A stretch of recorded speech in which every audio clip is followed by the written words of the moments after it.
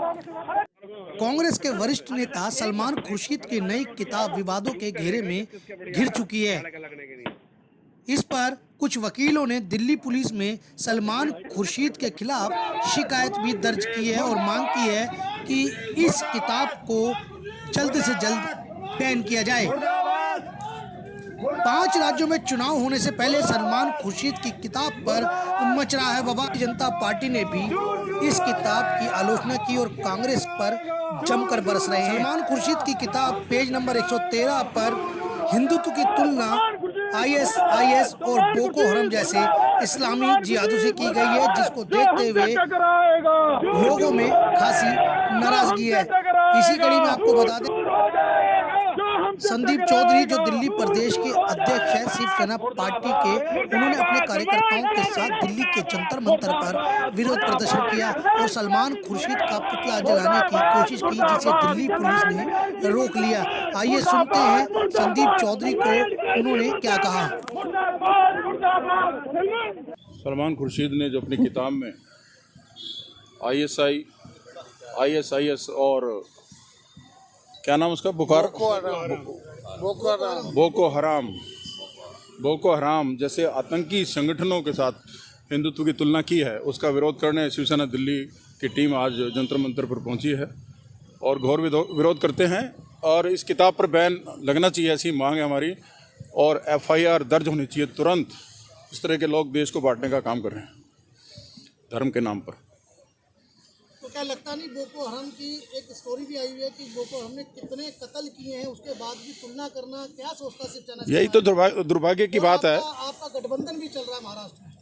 गठबंधन common minimum programme के तहत महाराष्ट्र में चल रहा है। इसका मतलब ये नहीं कि हम हिंदुत्व की विचारधारा के पक्षधर नहीं हैं। हिंदुत्व हमारा प्राण है और शिवसेना हमेशा हिंदुत्व के विषय पर कार्य करती रही है और शिवसेना ने विरोध किया है, महाराष्ट्र में भी विरोध किया है इस बयान का।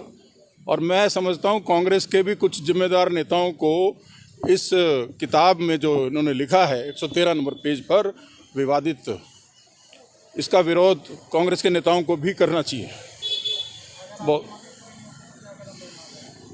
तो हम प्रदर्शन को उग्र करेंगे जब तक FIR दर्ज नहीं होती और ये माफ़ी नहीं मांग लेते। सलमान खुर्शीद के पुतले को हमने जलाना चाहा, यहाँ पर फूंकना चाहा, तो मुझे बड़ा दुख हुआ कि अपने ही प्रशासन के लोगों ने रोक लिया। तो मैं ये समझता हूँ हिंदुत्व के विषय पर कोई BJP हो या कोई भी संगठन हो, हर संगठन को मिलकर फ्रंट पर आना चाहिए। बहुत छोटी मानसिकता वाली बात है। जिस देश में ये लोग खाते हैं, जिस देश में ये शरण लेकर बैठे हैं, उसी देश में आप भगवा आतंकवाद की बात करते हैं। और कई बार मुस्लिम भाई भी हमारे कई कहते हैं कि हर मुसलमान आतंकवादी नहीं होता, लेकिन हम ये कहते हैं कि हर आतंकवादी मुसलमान ही क्यों होता है, ये बड़ा प्रश्न है, सवाल या चिन्ह है। तो इस तरह की बात सलमान खुर्शीद को नहीं करनी चाहिए। काफ़ी पुराने और बड़े नेता हैं कांग्रेस के, लेकिन बड़े दुर्भाग्य का विषय है, अब कई लोग तो इसको सेटिंग का विषय कह रहे हैं। जैसे कि ओवैसी को खुला छोड़ रखा है, ओवैसी ने भी कई तरह की विवादित बयान दिए, लेकिन केंद्र में भारतीय जनता पार्टी के होते हुए भी उस पर अभी तक कोई कार्रवाई नहीं की गई है। यहाँ तक कि माता सीता के चरित्र के बारे में भी ओवैसी ने बोला है। तो बहुत ही दुर्भाग्य का विषय है। राहुल गांधी और प्रियंका गांधी कभी भी कुछ भी देश में होता तो छोटी छोटी बात पे ट्वीट कर देते हैं। अब उन्हीं के पार्टी के वरिष्ठ नेता ने इस तरीके की बात कही, अभी तक वो मौन है। हाँ, यही तो विषय है, तुष्टीकरण का विषय है। मुस्लिम तुष्टीकरण के बिहाफ पर ही ये लोग सत्ता में कभी आए थे और आज इनको लगता है कि हिंदुत्व वाला जो वोट बैंक है, जो हिंदू वोट बैंक है, हमारे हाथ से खिसक रहा है, इसलिए कभी कभी थोड़े सॉफ्ट हो जाते हैं। नहीं तो ये लोग तो देश को बेचने वाले लोग हैं, जो पुराने हमने कांग्रेस का जो इतिहास देखा है। तो सर, एक तरफ देश बेचने की बात करें, उसी तरह दूसरी तरफ आप लोगों ने सरकार बना रखी है। मुझे मालूम था आप ये प्रश्न करेंगे।